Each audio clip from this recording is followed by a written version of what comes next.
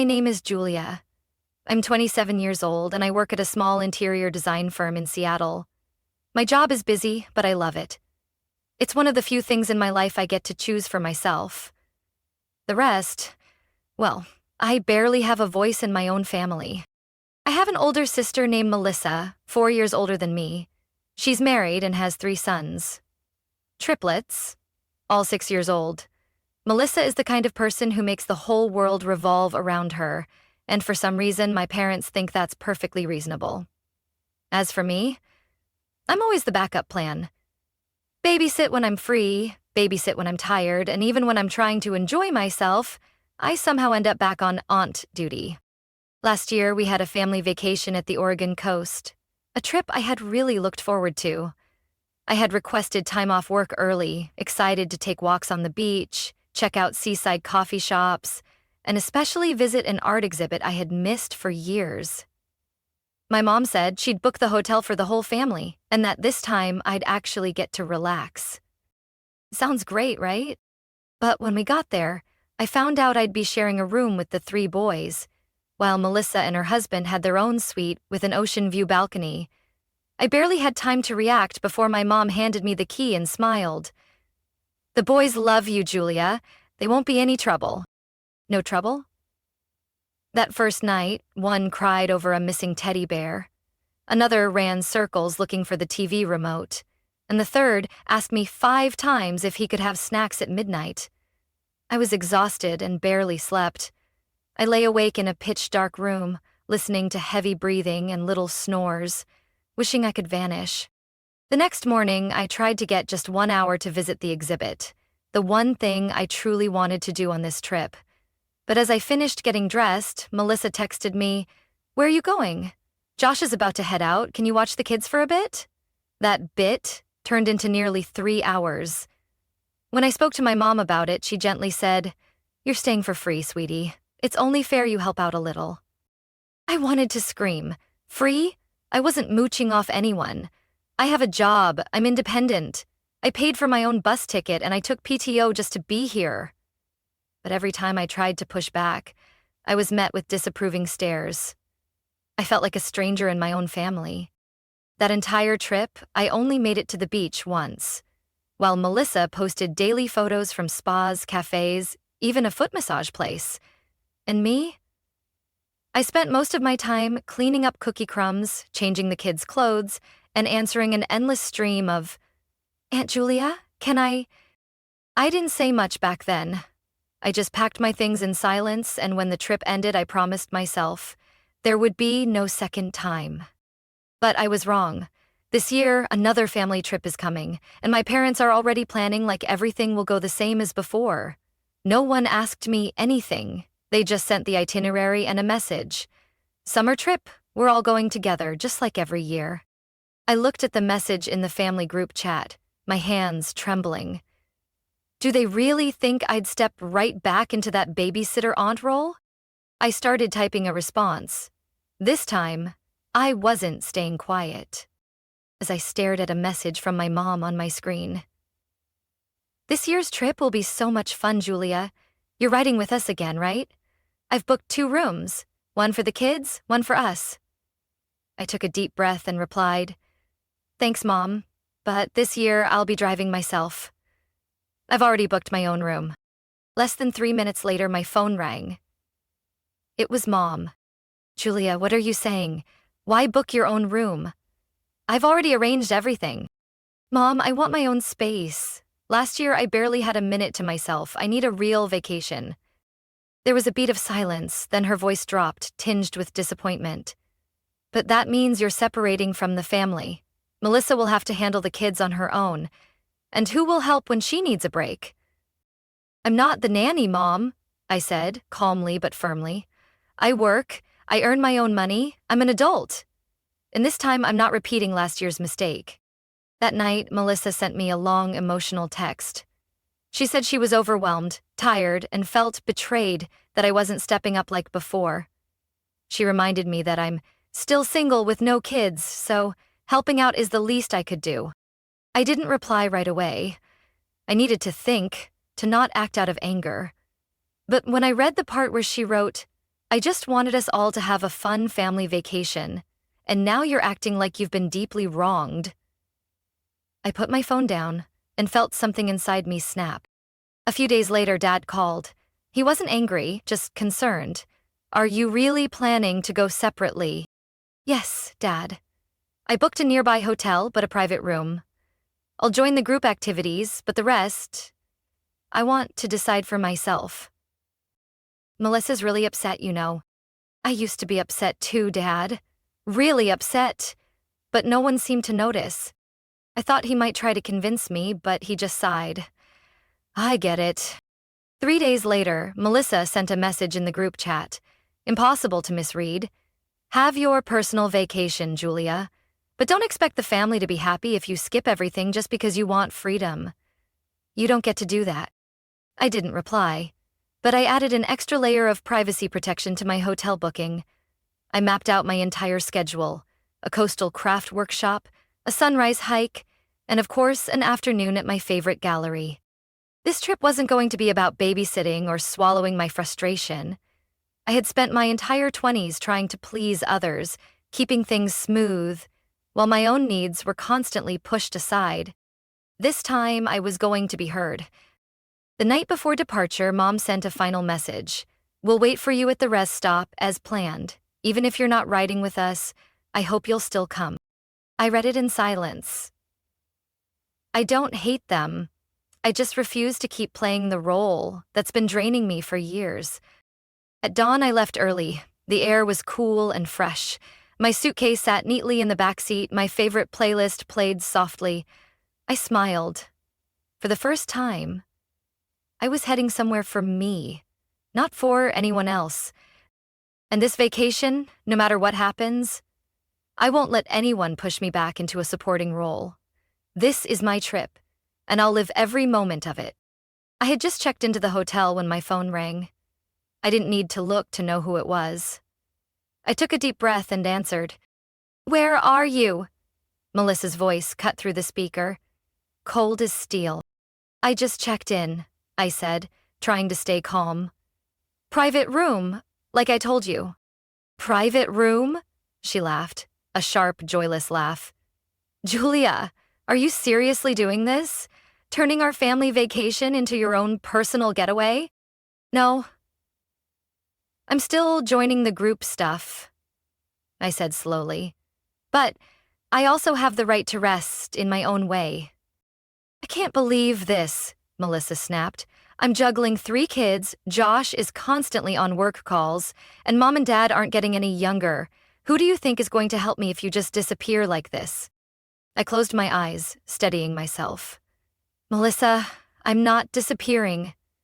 I'm just not going to be an unpaid helper like last year. I'm not 19 anymore. But you're still single, no kids, no real responsibilities except yourself. My sister's voice started to take on a sharp, accusing tone. You have so much free time, Julia. And me? I just need a little help. Just a little... Is that really too much? I gripped the phone tighter. I'm not your backup plan for burnout. I have a job, a life. I need rest too, Melissa. There was a pause on the other end.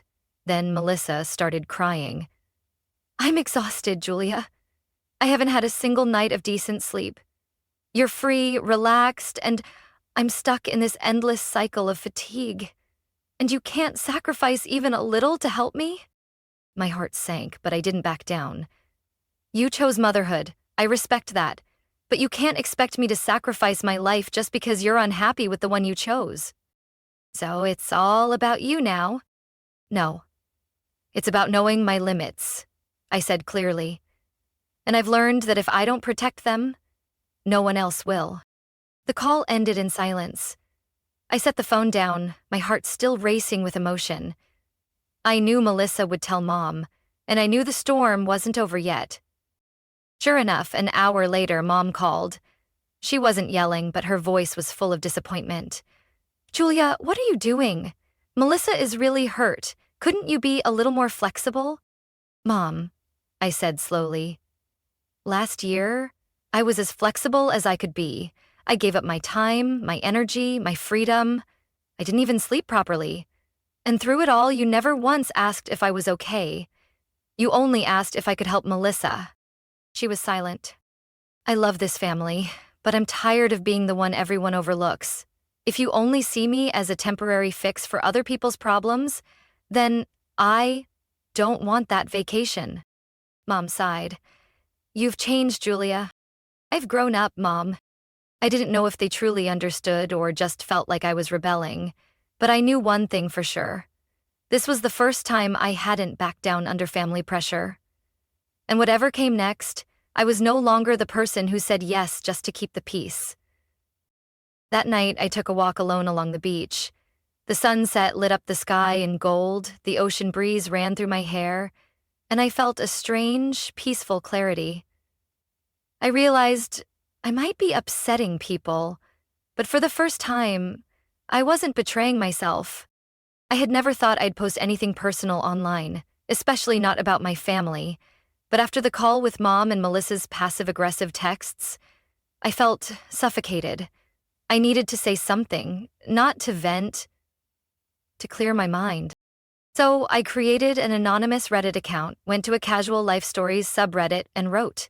I shared about last year's vacation, how I had to sleep with 3 kids while my sister got her own room. I explained how my family assumed I was available just because I wasn't married or a mom. I kept details vague, no names, no locations. At the end, I asked, am I wrong for wanting a real vacation for myself? I didn't expect it to blow up, but within hours there were hundreds of comments. And most supported me. Some said I was too patient. Others said I should have drawn the line long ago. Many shared similar stories, where self-sacrifice was treated like duty and independence was seen as selfishness. I read every comment, feeling both relieved and sad. Relieved that I wasn't alone, and sad that so many of us had been pushed into side roles in our own lives. Then, the thing I never expected happened. Melissa saw the post. She called me at 6 a.m. the next morning while I was having coffee on my hotel balcony, watching the sunrise. Did you write that? She demanded, her voice sharp. I stayed calm. You recognized it was me? How could I not? You think you're anonymous? You described everything in detail. Who wouldn't know it was about me? I didn't name anyone. But you made me a joke in front of thousands. Do you know how many people are calling me selfish now?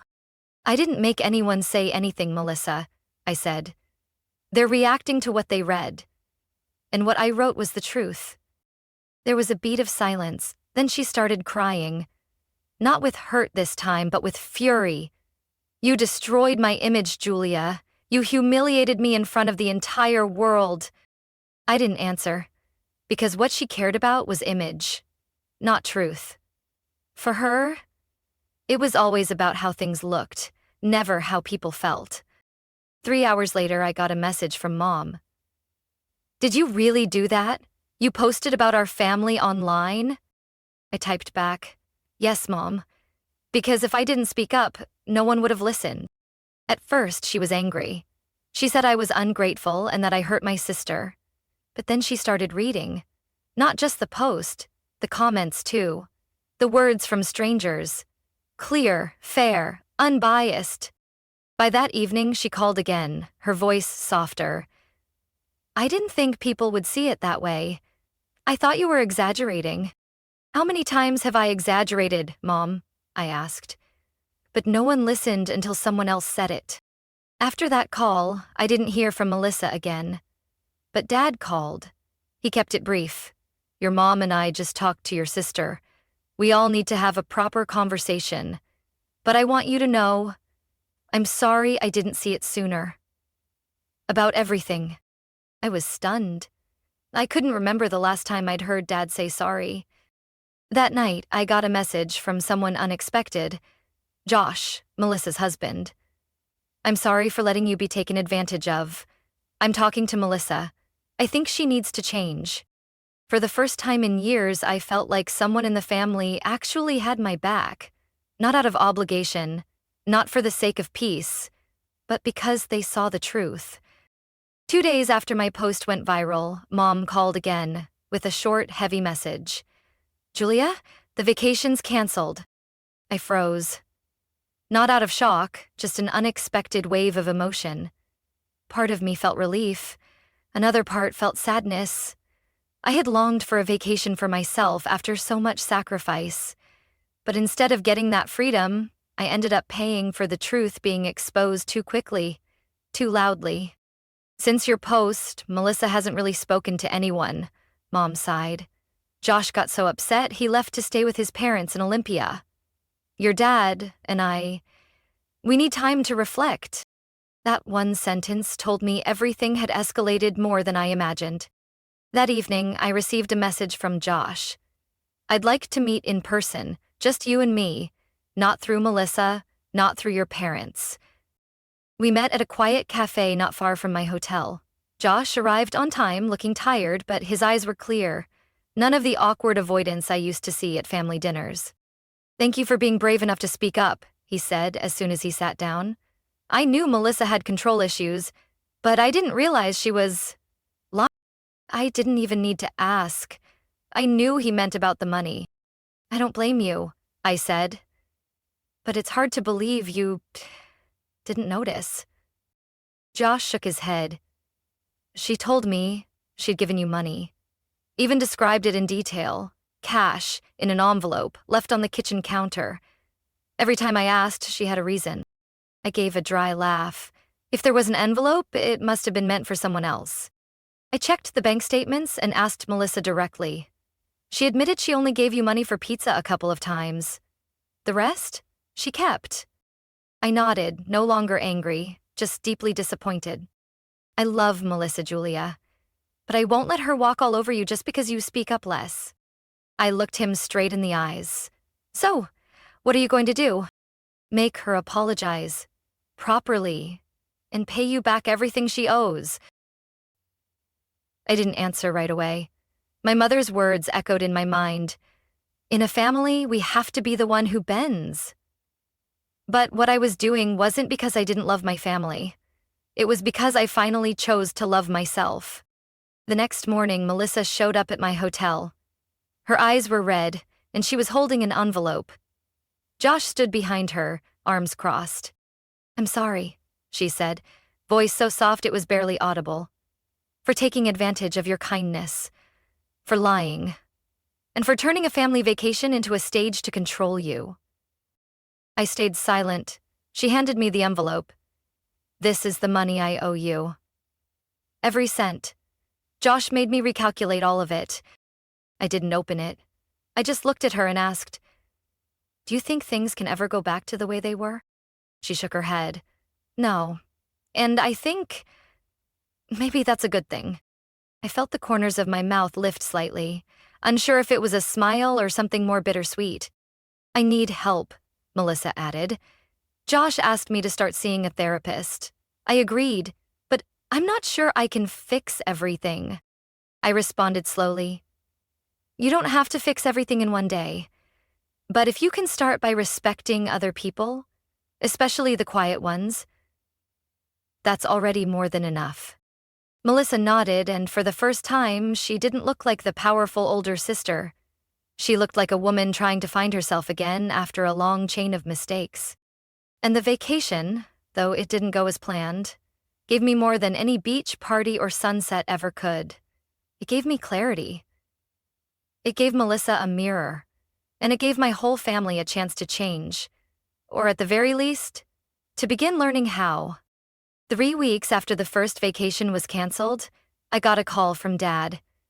He didn't say much, just gently offered, Julia, your mom and I would like to take you out to dinner, your favorite restaurant, The Pines, this Saturday. I hesitated for a second, then nodded, even though they couldn't see me. Maybe, after everything, we all needed a dinner with no arguing, no blame. Just a fresh start. That evening, when I walked into the restaurant, my mom stood up first and pulled out a chair for me. That had never happened before. Dad smiled, awkward like a small-town teacher who'd just fumbled his lecture. We're sorry, Mom said, even before the appetizers arrived. For minimizing your feelings. For giving you burdens that were never yours to carry. I looked at her, and for the first time she seemed smaller. Not in stature, but in the way she spoke. From the heart, not from her role as the adult in the family. "We're planning another trip," Dad added. "This time you can travel separately, stay separately, and join only the things you want to. No one will ask you to babysit, we promise." I asked, "What about Melissa?" Mom glanced at Dad, then said, "She's in counseling," Josh convinced her. "And honestly, she's beginning to realize she needs to change." I didn't respond right away. I thought of all the years I had compromised, shouldered responsibilities that weren't mine. Part of me still feared all these promises would disappear like morning fog, but another part of me wanted to try believing again. "All right," I nodded. "I'll go, but I'm driving myself, booking my own room, and if anyone tries to put me back in the aunt babysitter role, I'll leave. No warning." "We understand," Dad said, and Mom gave a small, quiet nod. A week later, the family group chat came back to life with a new name, Beach Trip Reset Version. Everyone tried to keep things light. Even Melissa only sent smiley emojis, no directions or demands like before. I quietly booked a hotel half a mile from the main place, close enough for dinners, but far enough to have my own space. On the morning of departure, I woke early, made coffee, packed the car, and left the city before sunrise. No one called to rush me. No texts from Mom asking, "Are you on your way?" No reminders from Melissa. For the first time, I felt like a true adult in my own family. When I arrived, I checked in and asked the front desk not to share my room information with anyone except law enforcement in case of emergency. The receptionist smiled kindly. "A lot of guests do that." "You're good," I smiled back. I had learned that setting boundaries isn't defiance. It's self-respect. That afternoon, we met at a seafood restaurant by the beach. Everyone was there.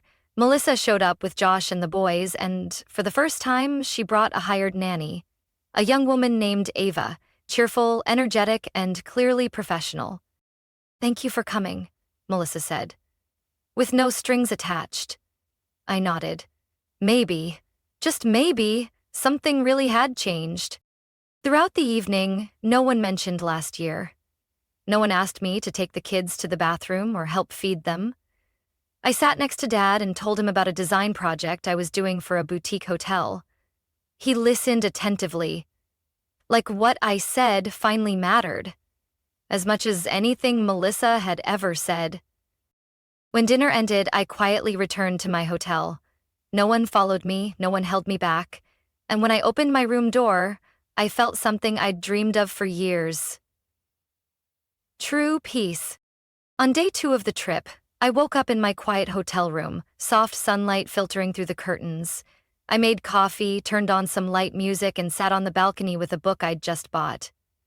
For the first time in years, my vacation didn't begin with someone yelling my name down a hallway or kids pounding on my door. Everything was still. After the hotel's breakfast buffet, I got a text from Mom. "We're heading to the seaside park this afternoon. Want to join?" I replied simply, "I'll come by later if I finish up on my end." No promises, no pressure. Most importantly, no guilt. Around 10 a.m., I visited a local art gallery I'd wanted to see since last year. I wandered through the paintings, studying each brushstroke, and for the first time, I felt this vacation truly belonged to me. Just as I was leaving the gallery and planning to grab coffee by the beach, my phone buzzed. It was Ava, the nanny Melissa had hired. "Hi, Julia. I'm sorry to call, but Melissa asked me to see if you could watch the boys for about 15 minutes. She said it's urgent." I didn't answer right away. A chill ran down my spine. I took a deep breath, steadying myself. "Ava, I think you're great," I said slowly. "But I'm not the babysitter. If Melissa has something urgent, she should have planned ahead or made other arrangements." "Yes, I understand. I'm just doing what she told me to." "That's okay." "You're doing your job. Thanks for calling." I hung up, then immediately texted Josh. "Your sister's trying to pass the kids off to me again, this time through Ava." 2 minutes later, Josh called. His voice couldn't hide his frustration. "Thank you for telling me. I'll take care of it." That afternoon, when I showed up a little late to the seaside park, the energy had shifted. Melissa didn't look at me, and Josh was off playing soccer with the boys. Mom came over, holding a lemonade, and said quietly, "We heard about what happened earlier. I'm sorry." Melissa should have known better. I simply nodded. I wasn't here to keep arguing. I was here to live true to myself. While the family rested under the shade of the trees, Melissa finally spoke up. No sarcasm, no complaints, just a simple sentence. "Thank you for not making a scene earlier." I looked at her, calm and steady. I don't need to raise my voice for someone to realize what shouldn't be done. I've said enough. Josh nodded silently, a quiet confirmation. And from that moment on, no one brought up just a few minutes of help again. The following days passed peacefully. I took walks alone, visited seaside cafes, and even befriended a local artist who invited me to join her outdoor painting session. When the family had group activities, dinners, the aquarium visit, or a beach barbecue, I joined on my terms. Enjoyable, never forced. I wasn't avoiding them, but I also wasn't allowing myself to be pulled back into an old role.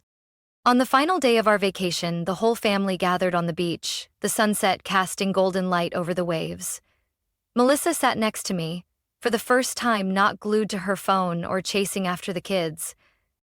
"You've really changed," she said softly, and I think I'm starting to learn to accept that. I smiled without saying anything, because I knew that real change doesn't come from promises. It comes from saying no, firmly, even when it's misunderstood. This vacation wasn't perfect, but it was the first time I felt truly free around my family. Not because they completely changed, but because I did first, and I held my boundaries. After the trip, I returned to my design studio and my usual rhythm. Everything slipped back into routine, but deep down, I knew something had changed for good. Not just for me, but for my family too. One weekday afternoon, while organizing drafts for a hotel project, I got a short email from Josh titled, "Update on Melissa." I opened it, not expecting what I read in the first few lines. "I took Melissa to her first therapy session this morning. It wasn't easy, but she didn't react like she used to. She listened." Josh shared that the therapist had said something that left both him and Melissa speechless. Being a mother doesn't mean losing your personhood, but it also doesn't give you the right to make others carry your responsibilities. According to Josh, Melissa cried through half the session when she realized how she had used motherhood as a reason to control those around her, especially me. At the end, Josh wrote, "I'm sorry it got this far, but thank you. If you hadn't stood your ground, Melissa might never have looked at herself." I didn't reply right away. Not out of coldness or anger, I just needed a quiet moment to feel something rare. Growth. From the very person who used to make me feel invisible. 2 weeks later, Melissa texted me to ask if I'd have lunch with her. I was hesitant at first, but I agreed. We met at a small cafe near the park where she used to take the kids. No children, no interruptions. She arrived on time, for the first time in years, with no requests, no complaints. "I've been to 4 sessions so far," Melissa began, "and each time, I realize I've never really listened to anyone. Not Josh, not Mom and Dad, and especially not you." I let her speak. I think being the oldest and growing up as the only adult in the house for a while, I got used to thinking everything should revolve around me. When I had kids, I panicked. And instead of asking for help the right way, I just expected it. Especially from you. I nodded lightly. "I understand. But understanding doesn't mean accepting. And you shouldn't have accepted it," Melissa said firmly, then gave a sad smile. "Josh hired a full-time nanny last week. Ava will help with school runs and teach the kids basic life skills. I'm not asking for your help anymore. I just hope one day you'll see that I'm changing." I looked at her for a long time. I saw the tiredness, but none of the old pride. Instead, there was something real. Humility. the clarity that comes after being overwhelmed for too long. From that day on, things started flowing in a new direction, slowly but steadily. Mom called me weekly, but always began with, "Are you free?" Not, "Can you help me with something?" Dad started sending me pictures of the garden bench he built himself, instead of asking me to do it for him. As for Melissa, she was still relearning how to be just a sister, not a commander. Sometimes the old instincts came back. But I knew how to hold the line now, and she was learning to stop before crossing it. I kept the healthy distance, not to stay away, but because I was rebuilding a bridge. One with stronger supports, clearer boundaries, but wide enough for both sides to meet if we both chose to walk across. When fall arrived, I received a handwritten card from Melissa. Just one sentence, written in the familiar, rounded handwriting I remembered from high school. "Thank you for not staying silent forever." I held the card for a long time, not because I was overwhelmed, but because I knew this wasn't the end of the story. But at least, from now on, I wouldn't be the only one listening without being heard. And that, for me, was a beautiful beginning to any kind of change. About a month after coming back from vacation, I got an unexpected message on Instagram. It was from Emily, the woman who worked at the little bookstore on the corner where I often spent my weekends. "Hi, Julia. I don't know if it's coincidence or fate, but I read that Reddit post, and I knew it was you." My heart skipped a beat. Not from shame, but because I never expected someone from my real life to connect with a story that began with frustration and ended with self-wrecked. Emily had always caught my attention, not because she was flashy, but because of the way she patiently introduced each book with a gentle smile. Always kind, never superficial, like someone who could see right through people, without needing many words. I replied, "I guess that post traveled further than I thought." She messaged back almost instantly. "It did, because it was real. And because so many people have been Julia in their own families, but never found the words." We made plans to meet the following weekend at an outdoor art exhibit downtown.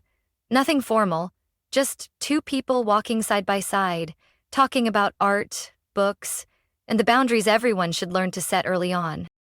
I didn't tell Emily how many sleepless nights I'd spent because of a careless comment from someone in my family, but I did share how I once learned to stay silent, and how I finally had to relearn how to speak up. She listened without judgment, and said one thing I'll never forget. "You're not selfish, Julia. You're just loving yourself, and there's nothing wrong with that." That's how my relationship with Emily began. Slowly. No pressure, no rush, no need to heal each other, just presence, listening, and mutual respect. As for my family, things are moving in the right direction, in their own way. Melissa continues therapy. Our conversations are no longer tense. One time, she even sent me photos of watercolor paintings she did in an art class. Instead of controlling, I'm learning to let go. Josh is more involved with the kids now. Every weekend he takes them out on his own, giving Melissa time to breathe, or just be herself for a bit. My parents, they've learned something powerful from my long silence. They don't send messages saying, "Can you help?" anymore. Instead, they say, "If you'd like to join us for dinner, we'd be happy to see you." It may seem small, but to me, it's a whole new way of breathing in a relationship that used to suffocate me. I still keep my own room whenever I visit. I still say no when I'm tired, and I still choose peace over pleasing everyone. One early autumn night, Emily leaned against my shoulder on the wooden bench in my backyard, the porch lights casting a soft glow around us. She turned and asked, "Do you think your family really gets it now?" I smiled and squeezed her hand. "They don't have to understand everything, as long as they respect it. And this time, I think they finally do." My story isn't a miracle. There's no dramatic transformation, no tearful finale where everything's fixed. But it's a real journey, where I learned to stand my ground and learned how to love others by first being kind to myself. And if someone asked me what changed a deeply rooted family dynamic after all those years, I'd simply say, I stopped saying yes to things that broke me, and I started living like I was worth it. My story isn't just about reclaiming the right to rest. It's a reminder that prolonged silence can become a burden. I used to be the easy one in the family, until I learned that love shouldn't come with unconditional sacrifice. Today, I have my own life, a healthy relationship, and a family that's slowly learning to love without control. I'm no longer the free babysitter. I'm myself, whole and independent. What do you think about Julia's journey? Was she too firm? Or did she finally do the right thing to protect herself? Share your thoughts below, and don't forget to follow the channel for more powerful stories about family and personal boundaries.